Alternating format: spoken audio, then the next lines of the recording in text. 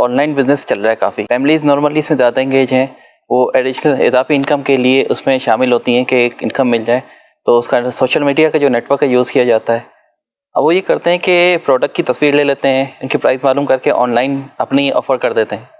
اب وہ آفر کے بعد جب ان کو آرڈر آنا شروع ہوتے ہیں تو پھر وہ ان سے آرڈر لے کے آگے سے اپنی پرچیزنگ کرتے ہیں پروڈکٹ کی.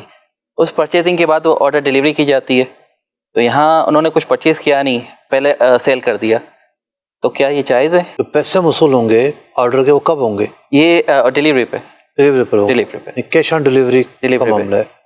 اگر کیش آن ڈیلیوری کا معاملہ ہے نا تو پھر تھوڑا سا تکلف کر کے چیز کو صحیح کیا جا سکتا ہے. بھئی آپ جو تشہیر کر رہے ہیں چیز کی, آپ اس پہ لکھیں کہ ہم یہ چیز آپ کو مہیا کریں گے, ٹھیک ہے, ہمارے پاس یہ چیز دینے کی سہولت موجود ہے, ٹھیک ہے, ہماری ڈیل کیش آن ڈیلیوری پر ہوگی, ہمارا مال جب پہنچے گا آپ کے پاس اس وقت ہماری ڈیل ہوگی. یہ اگر اپنا پیٹرن بنا لیں تو اب ڈیل تو ہی نہیں ہے.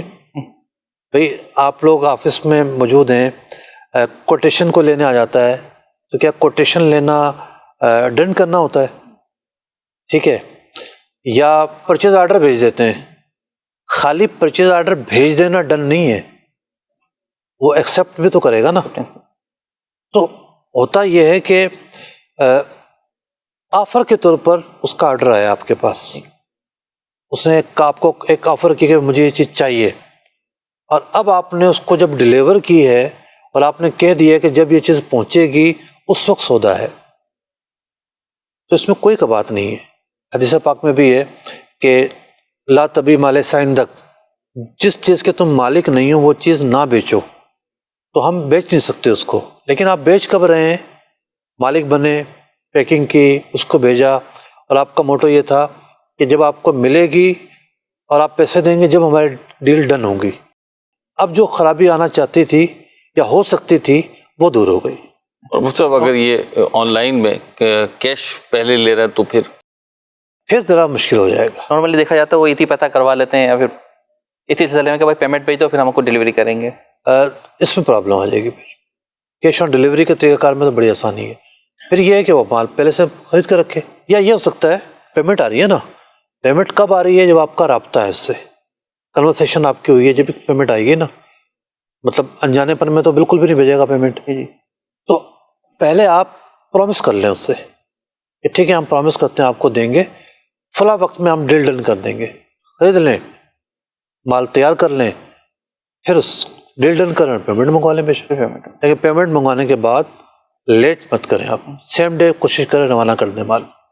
اس میں ایک صورت ایسی بھی ہوتی ہے, فرض کریں کہ میرے پاس اسٹاک ہے لیکن اسٹاک میرے پاس 10 پیس ہے, آرڈر اگلا جو دوسرا کسٹمر ہے وہ 20 پیس 25 30 مطلب زیادتی ہے, مطلب میرے پاس آرڈر اسٹاک کم ہے. دیکھیے دو طرح کے آرڈر آتے ہیں. ایک آرڈر آتے ہیں تیار مال کے. اگر آپ کے پاس آرڈر آ رہا ہے تیار مال کے طور پر تو آپ کے پاس اسٹاک ہونا ضروری ہے. مطلب آپ پرومس لے لیں, وعدہ کر لیں تو ٹھیک ہے, لیکن اگر آپ ڈیل ڈن کر رہے ہیں تو آپ کے پاس مال ہونا چاہیے. دوسری قسم یہ ہے کہ آپ کے پاس آرڈر آ رہا ہے کہ بھئی یہ مال بنا کر دے دو. اس صورتحال کے اندر مال موجود ہونا ضروری نہیں ہے. جب ہم پرچیز کروں گا تو اس وقت ہماری ڈیل ہوگی. تو اس سے پہلے جو ہم ڈیل کر چکے ہیں اس میں اب یہ نیت تو نہیں تھی کہ جی پہ پرچیز کر کے پھر سیل آؤٹ کروں گا, تو اس پہ کیا حکم لگے گا؟ وہ جائز قرار دی جائیں گی یا اس پہ ناجائز کا یا حرام کا کوئی ارشد آئے گا اس کے اوپر؟ دیکھیے جائز تو قرار نہیں دی جائے گی, آمدنی بھی حلال نہیں ہوگی, اور وہ جو شخص اس کے پاس جو چیز پہنچی ہے وہ بھی اس کی ملکیت میں نہیں آئی. بے باطل کے جو احکام ہیں وہ تو نافذ ہوں گے.